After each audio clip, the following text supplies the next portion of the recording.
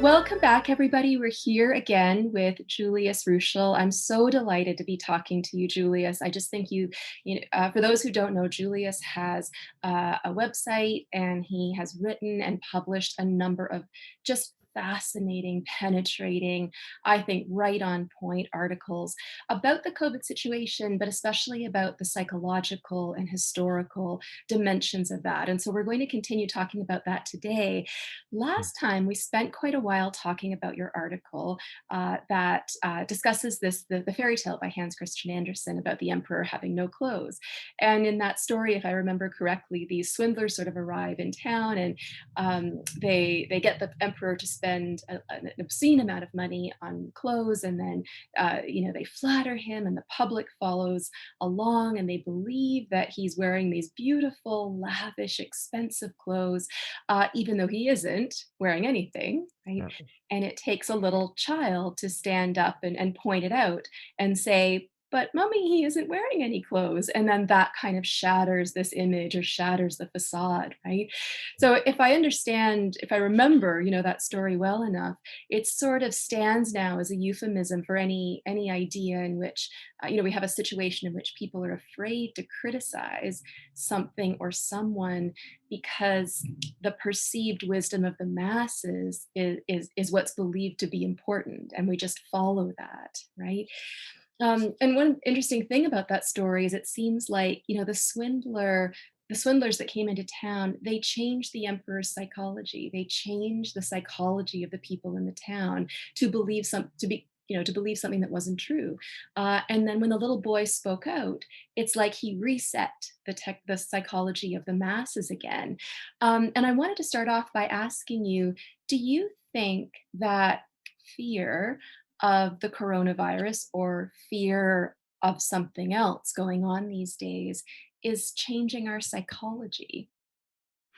I think very much so. I mean, as you're telling that story with the swindlers, I mean, what the swindlers' main strategy was to tell everyone in the crowd and the king himself that these threads are so fine that essentially, like, you'd be a complete idiot if you can't appreciate the finery of this. And so anybody that doesn't see it, they're sort of like, well, now you're part of the dumb unwashed that can't see it, and so nobody wants to admit it, least of all the king himself, right? So there's that psychological pressure of how you're viewed and falling out of lockstep of the crowd, and I think that has an enormous impact on how people think, right? That's so interesting. So you think that what was really stigmatizing in that story is being potentially called out for your ignorance, Yeah. that the great fear was being set apart from the sort of intellectual or the moral community of the crowd and being identified as not being either smart enough or not believing the right things or a combination of both or something like that. Right? I mean, if the real world example of this is the Ash conformity experiments, right? Can you tell Where us about that for people who don't know necessarily? Yeah, I think it was in the 70s or something. I can't remember the exact years, but they ran these experiments to see just how far this desire for conformity will push people. And so, I mean, they set up essentially a room full of 10 people, and then they would have three lines, and each person in turn was asked which of the three lines is the longest. And there's a clear, obvious difference as to which line is the longest. But, 9 out of those 10 people were actually actors that would then purposely all choose the wrong line. And so this person he would be like, the actual test subject would be number 7 or 8 in the lineup. And he would be then asked, or like, as he's watching these people go along and say the wrong thing, like, you can see this person becoming more and more uncomfortable. And then they end up, most of them, saying that it's also the wrong line. Like, Mhm, like they'll side with the actors that it's the wrong line, as opposed to saying what their own eyes can see. mhm. And so, the long and short of that is that, not only do a lot of people actually override their better judgment in order to avoid standing out from the crowd, but that psychological pressure is so great that some of them will actually reach the point where they will believe it themselves. So that your mind can't handle this, these two stories that are essentially happening at the same time, and will actually rewrite your perceptions and your memory in order to accommodate that, in order to avoid falling out of step with the crowd. So there's definitely this intellectual, psychological sort of manipulation at work when we are trying to follow the norm, when we don't want to be identified as believing something different than someone else or than the crowd. But there's a potential moral aspect to that as well, right? Because it can have moral implications if we end up believing something that's false and that causes harm to other people. And then there are also interesting, I think, moral questions about what does it say about your character when conformity is your primary value, as opposed to individuality and integrity and self-reliance and reason and things like that, right? There's a really interesting sort of body of literature on the culture of silence. And I know about this only because I teach a business ethics class, Right. and we look at why it is that within certain businesses, uh, whistleblowing is such a challenge. Right. And one of the hypotheses is that, well, there's a culture of silence and a culture of conformity. And I think a lot of this literature came from Hannah Arendt, who covered the trial of Adolf Eichmann in the 60s. I think it might be Eric Eichmann, I 62. think it is. Yeah. Yeah. Yes, thank you, thank you. Yeah. In the 60s, and she said, she's watching the trial of this man who's responsible for the deportation of millions of Jews to the concentration camps. And she said, what I would have, and she reported to the American media and then wrote about it extensively afterwards. And she said, what I found so surprising about him is that he wasn't the diabolical evil mind that I thought he would be, that you would expect someone to have to be in order to be responsible for that. He was just kind of a regular guy who just kept saying he was following orders and going with the flow and things like that, right? And we've had some really interesting psychological experiments since then that have confirmed the same sort of thing. There's the case of people standing in line waiting to get coffee. They're standing in the queue, and then they ask people, "What would you do if someone sort of went in line ahead of you?" And the vast majority of people say, "Oh, well, I would calmly and rationally ask them to move to the back of the line." When they run the experiment, only 1 in 25 or something actually do that, right? And most just let it happen and say nothing. In sort of a real life example, we know that in the area of aviation, there's been a real problem with pilots and alcoholism, and that there's a culture of silence surrounding that. And when asked about it, the pilots say, "Well, you just don't rat on your buddy, you just don't talk about it," right? Mhm. So there's a real moral aspect to this as well, a moral dilemma to this as well. And I think we're seeing in this situation that sort of unreflectively going with the flow. And we might be inclined to think that that's a good thing, that we're following orders, that we're doing what we're told, and that there's goodness and conformity, and that we're all in this together. And we might think that's a virtuous thing to do, but we might also actually be causing a lot of harm.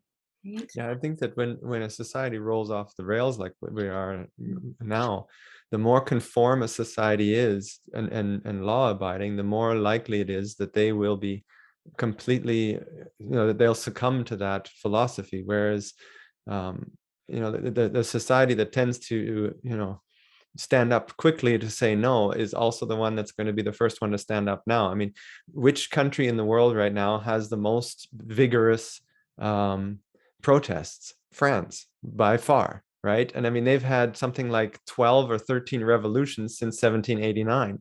Not all of them ended up with, guillotines, but the point is that that's how many constitutions that they've had now, because they keep tossing everything out because they won't stand for it. And so they're the first ones to stand up. Canadians are known as being very polite, and we have hardly anything going on. Uh, So So, what's the connection, do you think, between being polite and being good? Is there any connection? Is one an indication of the other? Or conversely, is it the opposite, do you think? well, I think that, being polite is that you choose a path of non-confrontation as a way to solve things, that, Interesting. you don't immediately, get up in somebody's face to do something about everything that you don't like. But unfortunately, in this situation, the only way to do anything about it is to get up in the government's face and make a big fuss. Mhm. And so it's sort of pulling us in a direction that we're not accustomed to going. We see some catchphrases popping up in Yeah. media messaging all the time. We say, I just mentioned the do the right thing. This is extremely dangerous to democracy. And that phrase is usually used when they're describing what they're calling misinformation, right? Or the kind of protesting that you were just describing. And they'll say that that's plaguing our country. And that, I mean, I've even heard the analogy that the true virus is not COVID, but the true virus is misinformation, or the true virus is defecting from the crowd, or not following orders, or being a conscientious objector. I mean, in some sense, now we're saying that free thinking, thinking for yourself, thinking critically, doing what Rosa Parks did, these are all not only undesirable, but they are the evil in society right now. Yeah. Well, I mean, this what you're describing is actually the government unleashing a propaganda campaign on its own citizens. And I mean, that used to be illegal after the Second World War. I can't remember when those rules came in, but it was illegal to use these kinds of propaganda campaigns on your own citizens, right? Hmm. And I mean, anybody that grew up during the Second World War or was alive at that point knows what it's like to be in the middle of that, or somebody that grew up in the Soviet Union. But those rules have been changing. And I mean, there was that story here out of Nova Scotia, I think it was from last year, where the military actually invented there's a wolf on the loose, and the wolves are dangerous. And it was like they actually were testing this, and CBC reported on it not so long ago. Right. So they were using this propaganda campaign, and I can't remember the exact details of the article, but they also did some of that initially with COVID. They were admitting to it and then backed off of it again, or at Mhm. least they claim they have. But I mean, it's pretty clear that that propaganda campaign is full bore being unleashed against us, and always playing on the good citizen story, all that stuff. You know, What do you take propaganda to be? How should we understand the difference between something that's propaganda or propagandistic on the one hand, and a transparent presentation of information? And where do we get to the line where one stops and another starts, do you think? I think it comes down to the person that's saying it. If that person knows what they're saying is intended to be manipulative, that they know it's not true, Mhm. then that makes it propaganda. It's I a mean, kind of deception. even yeah, I mean, look at the stuff that came out of the WHO about we don't want to use autopsies on COVID patients because it's such a dangerous thing. Well, I mean, even Ebola, you would need to do an autopsy, and people did in order to understand how this disease works. And so the fact that they're blocking that, knowing that that puts a lid on how much scientists can learn about how this disease progresses and how the vaccines are affecting people and all that kind of stuff. Mhm. Like basically an acknowledgement that they are not allowing science to function. So that directive is propagandistic, in my opinion. We don't want forensic analysis of the disease. We don't want investigation of possible early treatment options. Yeah. We just want this one thing, which is not only mass vaccination of the global population, it seems, but unreflective responses from those who will receive that. And I can't even use the word treatment because it's not, I think the science is becoming quite clear that it's doing very little to address transmission. And then of course there are many other problems as well. I have to read something that you wrote. I have a quotation here Yes. because I just think it's so interesting when we're starting to get into this territory of the role of government and the political sources of much of the messaging that we're seeing, right? um, you said this is a war about the role of government. It is about your freedom to think, speak, ask questions, and about whether your individual autonomy is downgraded to a conditional privilege or whether it remains a right. It is a war about whether you are to remain a citizen or become a subject. It is about who owns you, you or the state. Can you elaborate on that? And maybe also say something about what you mean by autonomy, because I'm not sure that's a word that, as an ethicist, it's a word we use a lot, but I'm not sure it's something that's in the common, sort of public discourse. Yeah, I mean, I think that the, the best way to approach it is to look at why the American founding fathers split from Britain. Because like the Declaration of Independence and the US Constitution essentially boiled down all of the Enlightenment principles into a functional government document that made that distinction between being a citizen and being a subject. Because under previous governments, you were always a subject that basically at the whim of the queen, she could have you beheaded if she wanted to, right? Like it was, I mean, that's the extreme end of it, but that in the end, your life could be completely altered by a decision made by, the royalty or the government that was running your country.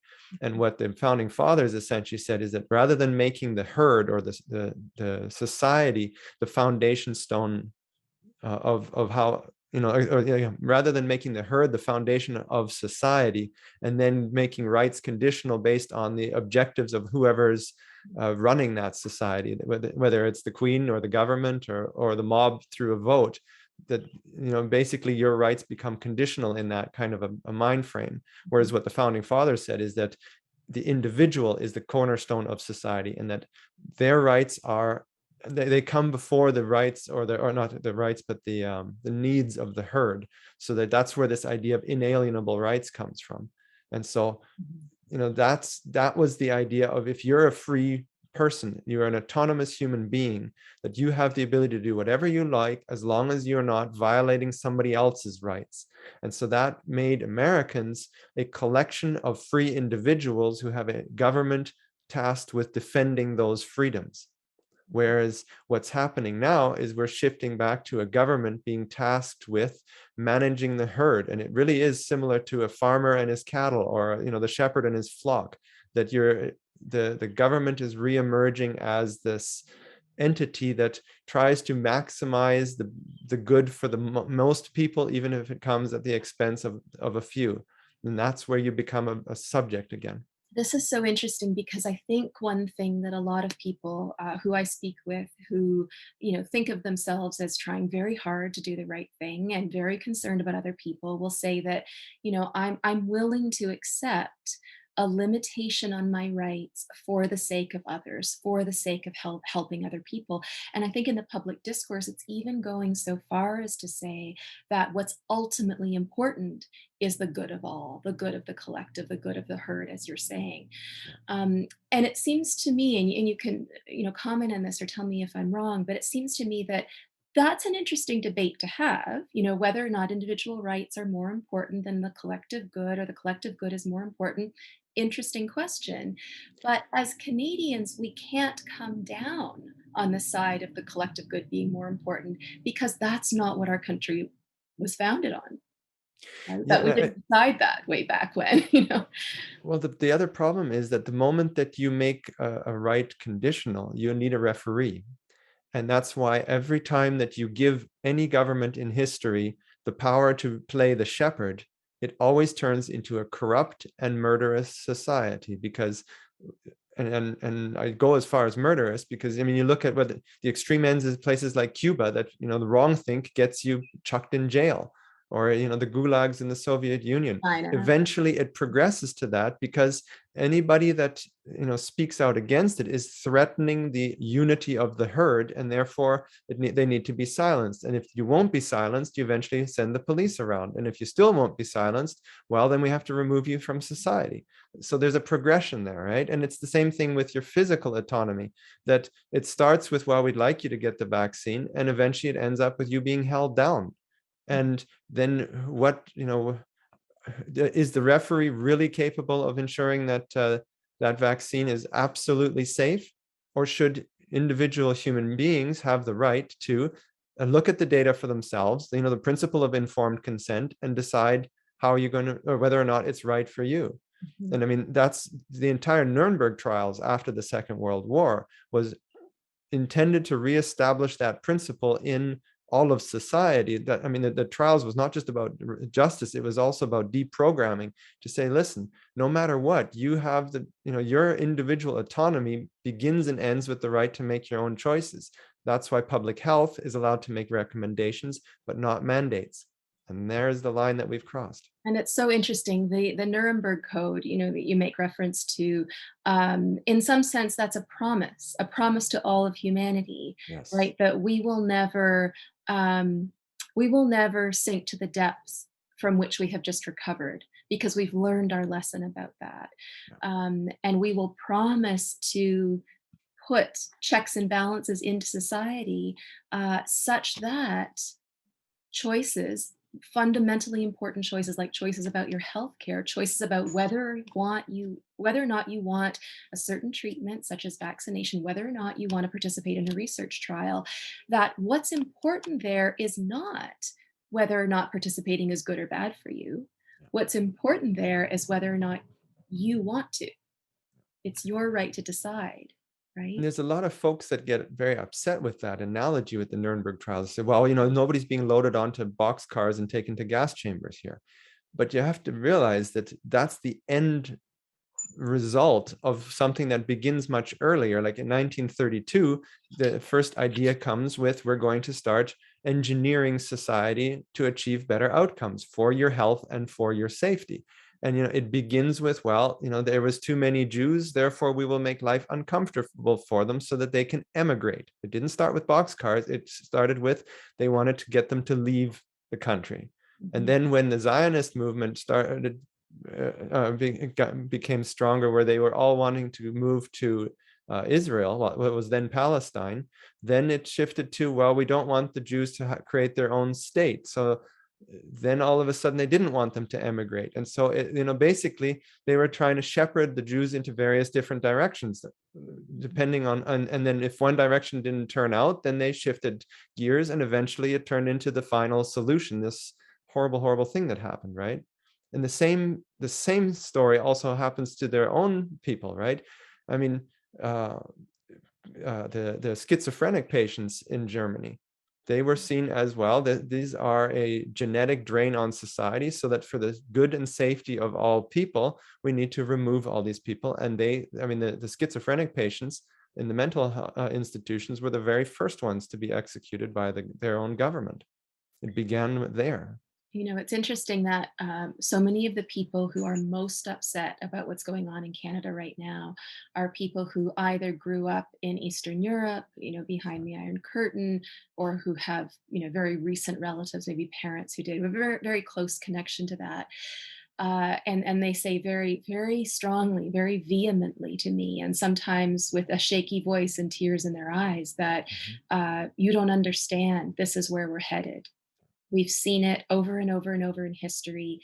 They're saying to me, someone who was born in Canada, and my parents were born in Canada, they say to me, you can't understand this because you've never faced this. You haven't seen the early signs of it. I can just kind of feel chills as I'm saying it right now, because for them, it's so clear that these initial steps of encroachment on freedom, and the kind of messaging and language that we were talking about earlier, where we're sort of converting from a discussion about what's good for you and a kind of altruism, and this will enhance your life, and here are some free things, and that sort of language, and how that translates slowly but effectively into the language of fear, and into the language of classification and symbolization and ostracization. And then eventually you do have people physically shipped off and removed from society in the most horrible way possible. Yeah, I mean, Um, my grandfather's sister was a mental patient she had disorganized schizophrenia, which isn't even recognized anymore today as a form of schizophrenia. But they spent the entire war shuffling her from one institution to another to stay ahead of the squads, because they'd get tipped off when it was, that institution's turn. And then by the end of the war, they had to keep her at home because it was no longer safe anywhere. Right. So and I think that, those stories have had a big impact on me, because he basically was talking, always telling these stories of how a government turns against its own people. And mhm. that's the other thing that gets missed in a lot of these discussions about that time period, is that, the Jews in Germany, they weren't Jews as a separate group. They were Germans who happened to be adherents of the Jewish faith, but in every way they were Jews, in the same way that there are Catholics and there are Protestants and everything else, right? And so the government started by turning against a portion of their own people and stripping them of their citizenship and their equal status in society. And so, that's where when you start to see lockdowns and essential versus non-essential, and now vaccinated versus unvaccinated, All this this is a classification. really slippery slope that we're on. And I mean, even the language that the government is using now is constantly pitting one group against the other and giving this sense that the one group is causing the danger to the other. I mean, the when you have a fearful society that's ready to even trample their own children with masks, and now you give them these kinds of messages, it's really scary, the kinds of forces that they're playing with. This, yeah. So this idea that we're, we're battling each other. Our greatest fear is the other. Yeah. Um, Yeah, d- this do, othering of a portion of society. Yeah. yeah. Um, do we know of historical examples or any that you can think of? This is really putting you on the spot. We need to have sort of a comprehensive, Yeah. picture of history in mind, I think, to get at this. But do you know of historical examples of successes at overcoming this, where people were divided, where they were bifurcated, where they did fear and even hate the other, but were able to come to a place of less fear and sympathy and empathy even, and unite sort of politically and as fellow citizens, as friends even. Yeah. Do we have some lessons from history that can help us with this, help us out of this situation?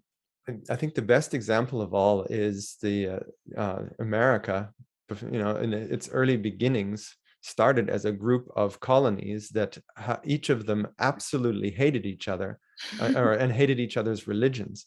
I mean, the early colonies, if you were a Catholic walking into a Baptist colony, there's stories about the sign at the entrance to the colony that says Catholics not welcome, and if you do, you're going to be executed. Like, it was that intolerant.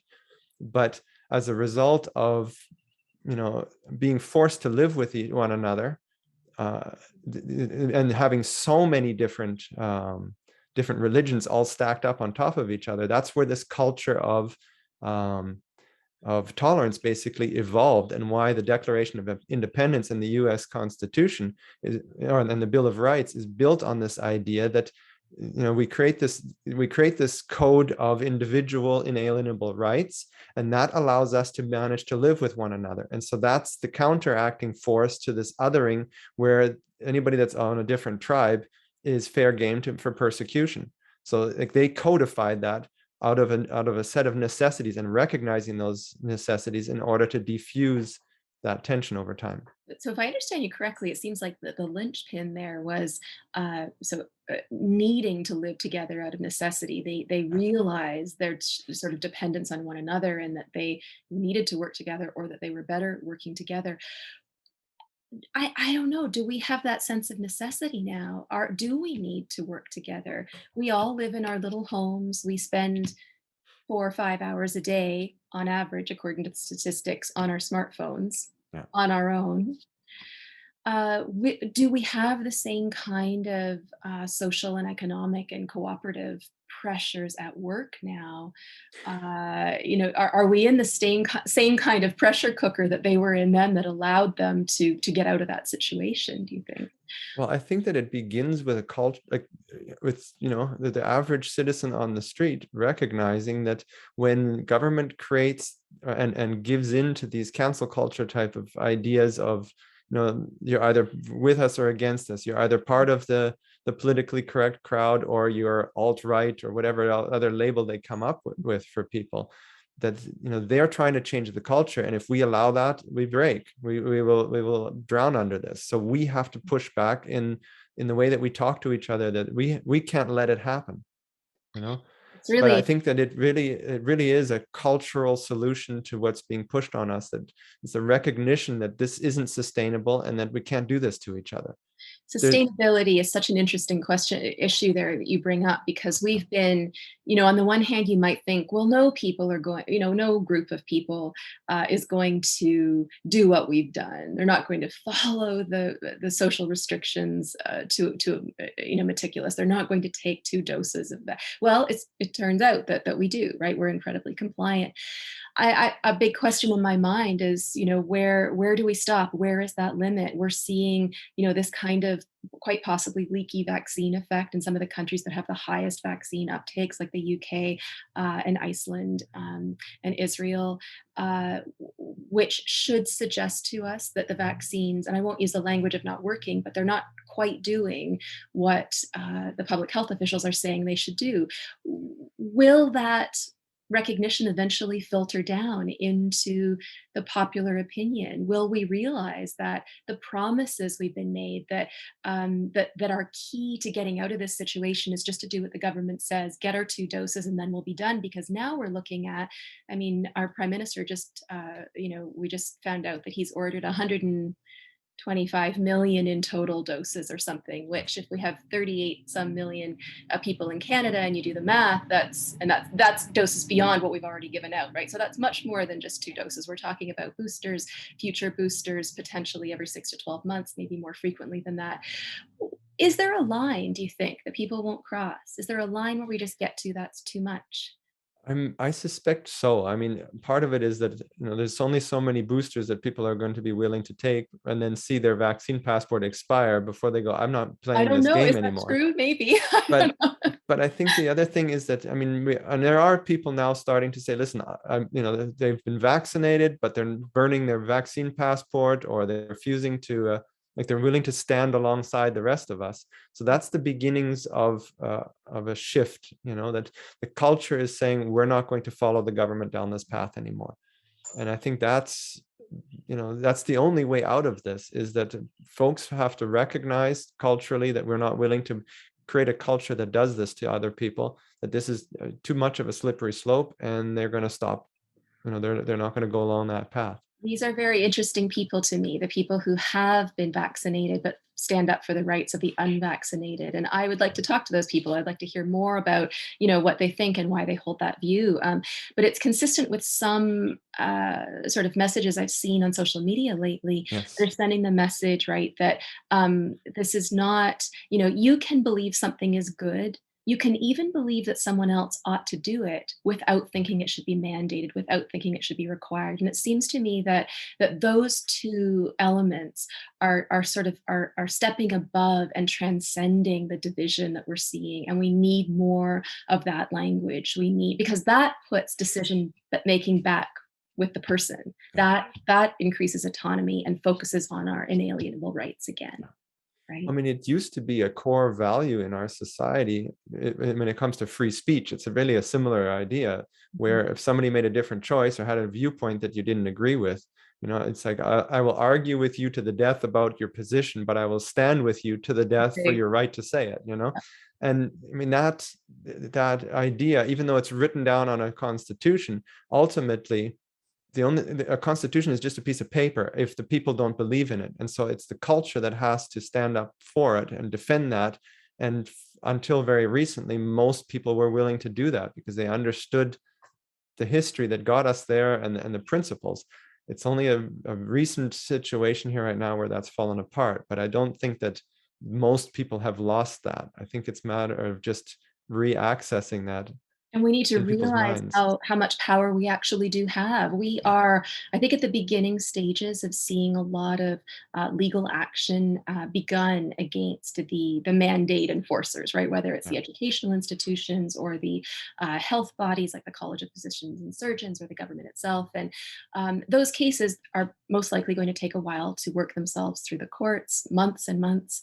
But by the time they do, there will be a judge who hears the evidence and who weighs the evidence and who has to make some very fine-grained differences between, yeah, That's go where that's where I'm a little less optimistic, which ahead. is that, I mean, the courts have signaled full bore that they've been captured by the regime here, and that they're not legalizing things by ruling against people. They're just refusing to allow things to get to the courts and dragging things on and finding all sorts of little technicalities to avoid ever having to judge on it, which keeps this situation going and normalizes it. And the only way that that's going to change is that if there's a broad cultural shift that says we're not okay with this, that will force the courts to finally start to rule properly again. I mean, there's a great scary warning from I think 1896, Plessy versus Ferguson in the United States. I don't know if that court case rings a bell. No, please tell us That's about that. that's the court case that brought segregation in as a legal system in the United States. And it was started by a group of people acting together, regular citizens, that staged a black man on a what do you call it, on a tram, is sitting in the wrong section. And even the policeman that arrested him was in on it to make sure that it would be designed for the perfect court challenge, right? So they wanted to be able to overthrow these small laws that were popping up at a state level.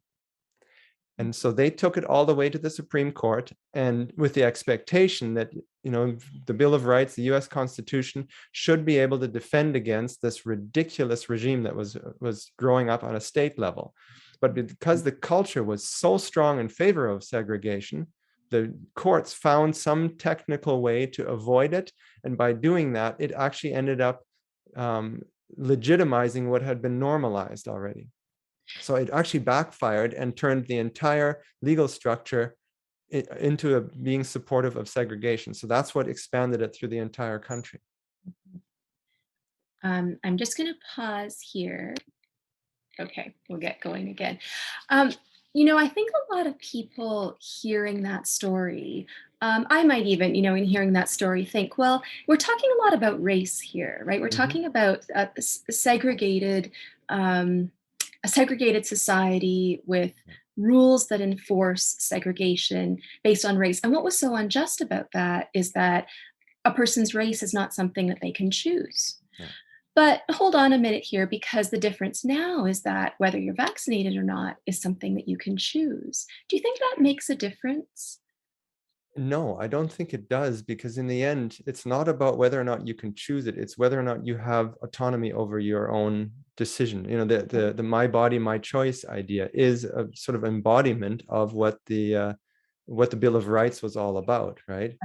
And so that if you are giving anybody the right to overrule your autonomy, it's irrelevant as to how beneficial or not beneficial that decision would be for them. It's their right to protect themselves. I mean, all of our constitutional rights are built on the idea that you have the right to do whatever it takes to be safe, but you're not allowed to do something to somebody else to make yourself safe. In other words, you can put on your mask if you think that that's going to make a difference. You can stay home, you can get vaccinated, but you do not have a right to strip somebody else of the autonomy to manage their own risks and their own priorities in their life. Because at that point, you have subjugated them. They are now under your control because you've decided what's best for you, allows you to override their decision-making process. Mm. Let's talk about mass hysteria for a little bit. Yes. I read a very interesting article in, I think it was the International Journal of some kind of justice. I kind of forget what the journal was now, but it was all about the phenomenon of mass hysteria and how that can happen. We Yes. have some, interesting and worrisome historical examples of this, like the witch trials, Mhm. the Inquisition, things like that. But my understanding is that, when you have a, a phenomenon of mass hysteria existing in society, you have a group of people who start to believe that they might be exposed to something dangerous. Yes. And that could be a virus, it could be a poison, it could be an idea, it could be a political movement. Who knows, right? It's just Yeah. something you believe to be dangerous. And they believe that threat to be real because someone says so, or because it fits their experience, or maybe a combination of both. And due to that, a threatening delusion, this group of people starts to get very upset. And so, whether or not the belief is based in something real, or not, it creates a kind of collective anxiety. And then we have a kind of snowball effect Yeah. whereby other people say, oh, there's something to worry about here. I guess I better get worried. And then that kind of spreads. And it actually models a kind of infectious disease model, right? Yeah.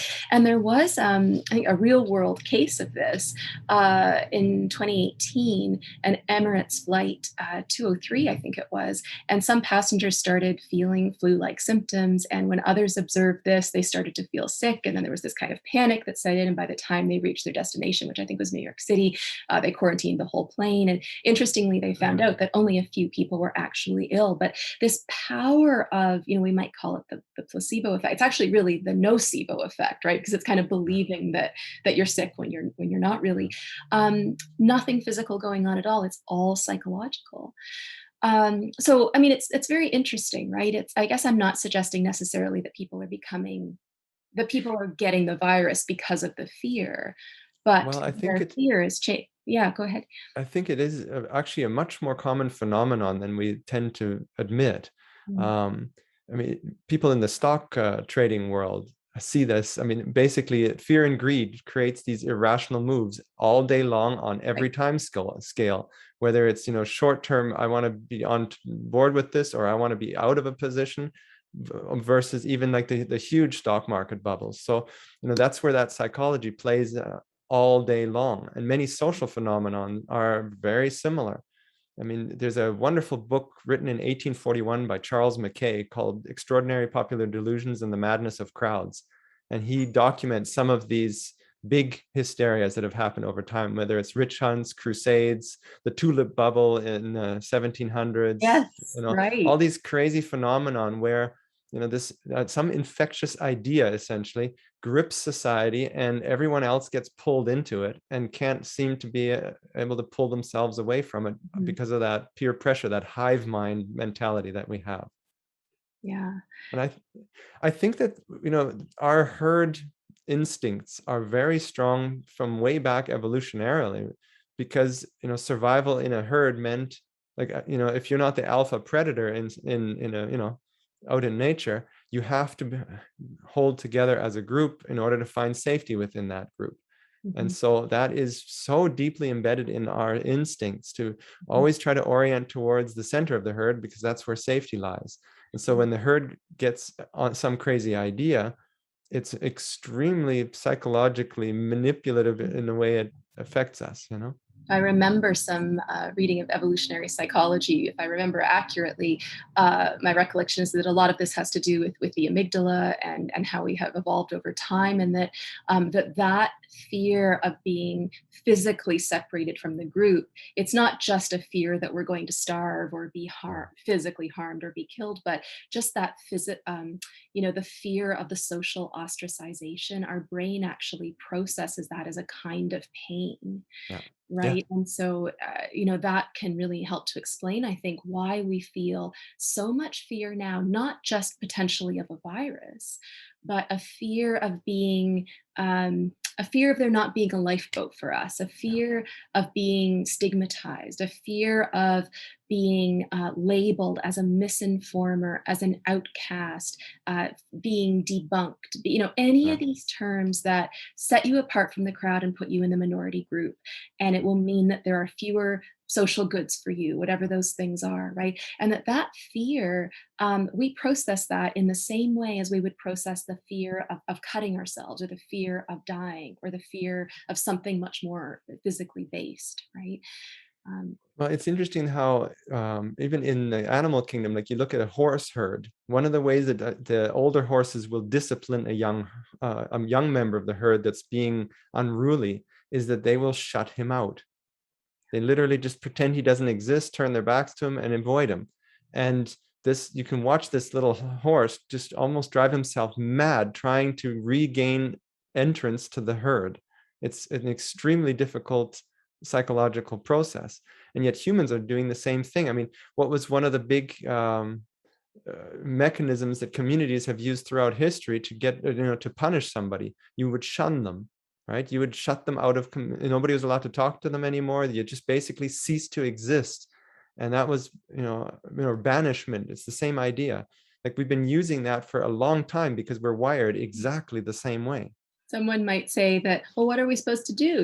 The horse can't do anything about it. The horse is just going to keep trying to get into the herd. What do we do? Yeah. But the difference between us and the horse is supposed to be that the horse, in virtue of being an animal, is motivated by pleasure and pain, is purely a sensory animal. I mean, Aristotle told us that animals only have sensory souls. Jeremy Bentham, John Stuart Mill told us that animals are motivated by pleasure and pain. When it comes to human beings, though, we have reason, and that makes us different from the non-human animals. And that's supposed to allow us, if we were in that horse situation, to step back and say, is the thing that all the other horses want really desirable? Are all the other horses on the right track here? Could I have just as good a life on the other side of the paddock? Could I find some other like-minded horse friends? Yeah. Those are the things that reason gives us. Yeah. And we need to remember that we're rational. We're not just automatons that are supposed to follow orders or clamor for the scraps that are left over, right? Well, the trouble is that our rational mind is really a very recent and thin layer in our neural network. It's not a core part of our brain. It's a newer level that's been added on top. And I mean, this is where this psychological idea of the rider and the elephant comes from. That like the elephant is, and like there's a rider sitting on the elephant, and you always think that the rider controls the elephant. So the rider being the rational conscious brain, and the elephant being the emotional subconscious brain. But you start to realize, like this is what the psychologists have been telling us, is that the rider is actually more working as a layer that rationalizes what the instincts or the emotions of the elephant wants. So the elephant decides which way you're going, and the rider then rationalizes why you're going in that direction. And that it's extremely difficult to gain the perspective that allows you to override what the elephant wants. Mhm. So and hopefully we don't want to say that it's inevitable that we are going to be, No, but I think it's difficult to yeah. like I think that's the thing, is that the rational mind is not as powerful as we would like it to think that it is, in order to overcome these impulses that we have. And so I mean, this is where the idea of principles and getting perspective and all of these things are all mental tools that we have to be able to step back and regain control with the rational process. This is very interesting and I think really helpful, because one thing we're seeing in the debates, that so many of the debates that we see now, is that, launching new data and new pieces of evidence and put it framed in slightly different ways at the other side, if we can even call it that, is completely ineffective. Yeah. Because and if what you say is right, that could in large part be because it isn't reason that's processing that data and giving our emotions instructions about what to do. It's actually kind of the other way around, that it's our emotions and our base sort of animalistic needs for belonging that is putting reason to work to make sure that that part of us gets what it wants. And so that explains why we have cognitive biases and why we're interested in looking at some information rather than others. And this is the yeah, go ahead. Yeah, I mean, this is back to where my roots are in the cattle farming world, where if you have a herd of cattle, a lot of low stress handling techniques is not about brute force pressure to get cattle to do things. It's actually about setting up a scenario where the cattle are forced to think for themselves, to think their way through the gate, to think their way out of a situation, right? I mean, a similar story is what I brought up in that article, is the buffalo that go charging over the edge of the cliff. And the only way that you can make the buffalo think about it is to split the herd into two directions. And at that point, the herd has to decide which direction it wants to go. And so then all of a sudden there isn't a clear choice. So it has to stop and engage the rational thinking process to figure out which direction it wants to run. That's the rational brain, that thin layer, finally kicking back in. And in a sense, I think that's what we're facing here now too, is that we need to, those of us that aren't okay with this need to make enough noise that the folks in the middle are kind of going, well, okay, now I'm not sure which direction to turn because there's two groups. And that noisy group is competing for airspace with the other group. And I So think now they have to think. last time we talked, you mentioned this interesting phenomenon whereby we're starting to see vaccine regret Yeah, because it's only once a person gets vaccinated that maybe the fear subsides enough that's such right. that the rational mind can kick in and look at the evidence and realize, I don't know if there was a good enough reason to do this, right? Or Yeah, and so it's interesting this idea you have that, you know, with the cattle analogy, that sort of breaking apart. I mean, in some sense, it feels like what we need to do is come together, but maybe that's exactly the wrong kind of social messaging. Maybe we aren't I think all it in this is. together. We need to sort of pull back from society, re-engage our rational capacities, Yeah. and think about whether or not we're on a good course here, medically, scientifically, politically, morally. Remember that as Canadians, we have inalienable rights, and look into why that is and whether there were good reasons for creating those in the first place. And if so, hold on to those things. Well, I mean, when I think about, for example, when a group of people sings together, right? There's something wonderful. There's a wonderful group feeling that, okay, we're all singing in tune. We've got this wonderful, like there's a sense of belonging that comes from that. It's not just about the music. There's actually, if, as a participant, there's something very, like you're in the warm embrace of a group of like-minded people, right? And but this sort of phenomenon, these mass hysteria, even though it's not relying on music, it is still relying on the same emotional core of a sense of belonging with the group. And that as long as there's nothing challenging that visibly, then you can find this wonderful identity and meaning and togetherness by just giving in to this song that's playing, essentially, right? And I mean, I think that's where a lot of the censorship comes from, is to prevent other counter choruses from breaking in there. And it's not about that you need one it's not like you're like singing Frere Jacques, where I can't remember the name of the phenomenon, where you have two separate songs basically going at the same time that play Right. off of each other. You're not trying to create that. What you're actually trying to do is just sing out of tune. Everybody sings something different, literally anything different, so that there's such a chaos that forms that you can no longer just orient towards that one clear voice in the room. So the more people are sharing memes and telling their own stories, and it doesn't even matter how many conspiracy theories there are and how many of them contradict each other. It really doesn't matter. The point is that you're simply denying the crowd this illusion that there's one chorus to follow. And that's where you reach the point where, okay, I can't orient to this anymore. There's too much noise. I need to stop and think.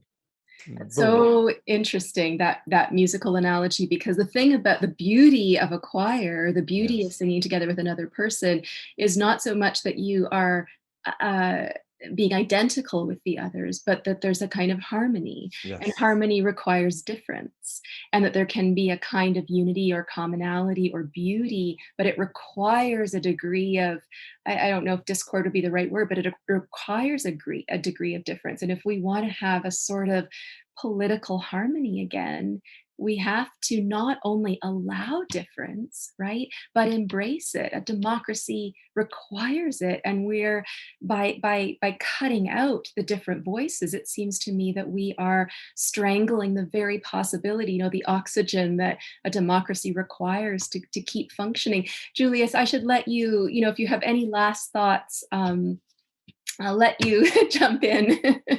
Yeah, I don't know. I think that pretty much does sum it up. I think Thank you. Yeah, thank you so much for sharing. I mean, I really think the voice that you're bringing to this debate, I don't even know if it's fair to say we have a debate. We need it, but it's so unique and so interesting and so informed by psychology and philosophy and sociology and history. You are a true polymath, a mass, a student of so many things, and that's the kind of broad bird's eye view that um, we always need to understand human nature and our place in the world and how best to live with one another. So I really appreciate this. Thank you so much. Well, thank you. I've really been enjoying chatting with you. This has been fantastic.